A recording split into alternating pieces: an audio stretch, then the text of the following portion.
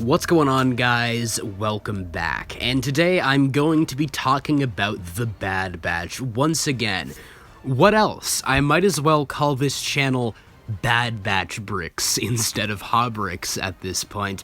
But this video is going to be all my unfiltered thoughts that I was unable to fit into my previous reviews for this season and the series as a whole. So, without further ado, let's jump straight into it. Right off the bat, it's worth noting that this entire show has come together to form a cohesive picture. It's just a properly constructed story, which feels like such a rarity these days. Season 1 established the character dynamics and the themes that the show would explore. Season 2 in many ways acted as the second act low point for the characters, and Season 3 is basically all the third act, as we see the characters uniting to take one final stand against the coming tide of Imperial oppression.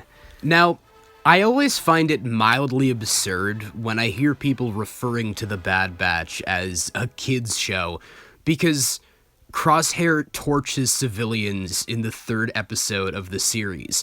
That's the moment I knew this show was going to be something different. It's never been childish, it's just gotten more severe. And Season 3 maintains the same level of severity as the latter half of Season 2. This season was probably the most consistent of the three. We were treated to banger episode after banger episode. The only real exceptions were episodes 8 and 9, which stand out as being the weakest of the bunch. Episode 8 was fine. The Omega and Crosshair scenes definitely carried it, but episode 9 was easily the worst, and in retrospect was absolutely pointless. I've already gone in depth on this in my video covering the episode, but Ventress's appearance felt incongruent with the story of the Bad Batch. All she does is show up to tell them what midichlorians are, and she proceeds to hang around for 20 minutes doing nothing. She tests Omega for force sensitivity. Thank God Omega wasn't force sensitive, by the way. I remember seeing theories about how she would tame the Zillo Beast in the last episode, but I was not in the mood for another Sabine situation where a character shows no aptitude for the force and suddenly becomes a pro at the end for no reason.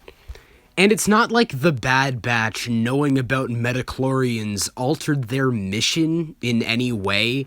They already knew Omega was being targeted by the Empire and would do anything to protect her. I thought perhaps the fact that they knew that exact terminology would help them counteract Hemlock's plan, but they never found out what he was working on anyway. I suppose you could argue that the one important element in this episode was Ventress telling Hunter and Crosshair that they have to accept how Omega's path will differ from theirs, which kind of ties into the themes being explored in the final scene of the show, with Hunter letting Omega go to follow her own path. But any character could have delivered that message to them. They didn't have to resurrect a previously dead character to communicate information that any other character could have. These episodes just feel like the story got put on pause for 2 episodes, and then continued on as normal. If I'm ever to rewatch this season, I'm just gonna skip these episodes entirely. Anyway, getting back to the positives, I love that Season 3 didn't forget about the plot lines introduced in previous seasons. Frickin' Roland Durand makes a brief appearance that actually kind of pays off what they set up with him in Season 1. I still think Fennec Shand is a super lame character, but I do appreciate that they made an effort to tie her into the narrative in a logical way. Even the Zillo Beast came back into play and proved to be a vital part of the finale. This show has always kept its focus on character amidst all the space and blaster battles. Even something like The Mandalorian, that is more focused on spectacle, fails on both counts. The action is stupid and nonsensical, and the characters suck. This show, on the other hand, has awesome, well-thought-out action scenes, but the character work is fantastic. My favorite episode of this season is The Return, one that doesn't have a lot of action. It's all about Hunter and Crosshair figuring shit out and reconciling with their complicated past. Obviously, Omega is the heart and soul of this show, and each season has explored her relationship with one or more of her brothers. In Season 1, it was Hunter and Wrecker. In Season 2, Tech and Echo. And Season 3 is about her bond with Crosshair, the estranged one, who the rest of them had written off as a lost cause long ago. But since the beginning of this series, she's believed in him, and refuses to give up on him all throughout this season. Kind of like Tech, if you think about it. The child softening the heart of the hardened warrior is a done-to-death trope at this point, even within the Star Wars franchise.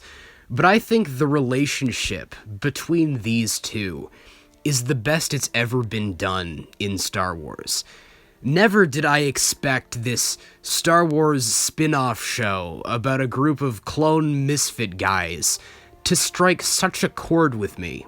If you had told me 3 years ago that a sniper dude with a target on his face would become one of the best fictional characters I've seen in recent memory, I'd think you were insane. I don't usually like to get personal on this channel because I'm afraid of sounding too cheesy or sentimental, but this show has legitimately helped me through some rough times in my life.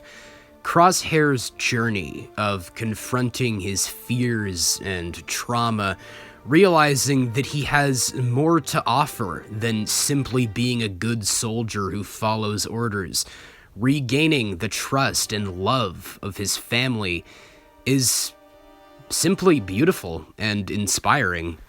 I've been making my friend binge through this series with me recently, and I asked him how he would describe it. He said that it feels real, and I don't think there's any better way to put it. The Bad Batch feel like a real family, and that's all thanks to the brilliant writing of Jennifer Corbett and Brad Rao. Dr. Hemlock is also one of the best Star Wars antagonists we've seen in some time, not just because he's competent and threatening with a kick-ass musical theme, but because he's the perfect counter to the Bad Batch.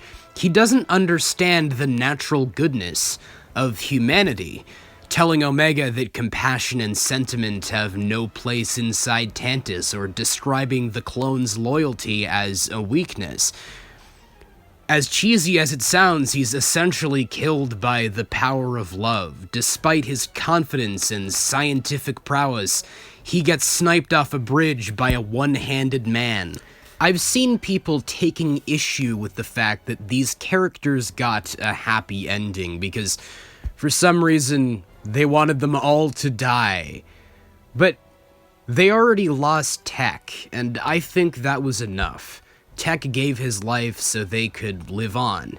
And that's what they do. As Hunter says at the end of Season 2, they weren't going to waste his sacrifice, and at the very end, we see a reflection of Tech's words, with Hunter accepting that he can't protect Omega anymore. They've finished their fight, and she's beginning her own. As Tech told Omega in Season 2, it might be difficult to understand, but he has to respect her decision. Change is a fundamental part of life. Obviously, some threads have been left open, Ryo Chuchi and Avi Singh trying to form some sort of early rebellion, Rex and his whole clone network, Emery joining Echo to help the cause. These are all interesting storylines that I would love to see them explore in a future animated series. I just can't believe that in the year 2024, we've gotten the ending to a great, self-contained Star Wars story that didn't feel the need to set up a million other products. The last Star Wars series, Ahsoka, is my most hated Star Wars project of all time. I think the entire Mandoverse is worse than the sequel trilogy. But The Bad Batch has come out of nowhere and done nothing but surprise me in a franchise that has been diluted with garbage over the past several years. This is one of my favorite stories they've ever told. But that's all I have to say about The Bad Batch Season 3 and the overall series. I have more Bad Batch content planned, but this will technically be my final review. So you guys let me know. What are your thoughts on The Bad Batch now that it has come to an end? Do you agree with me that it's one of the best Star Wars stories ever told, or do you disagree with me and thought it was kind of mediocre? Just whatever your thoughts are, please let me know them all in the comments below. And of course, as always, I hope you guys have a great day. Take care.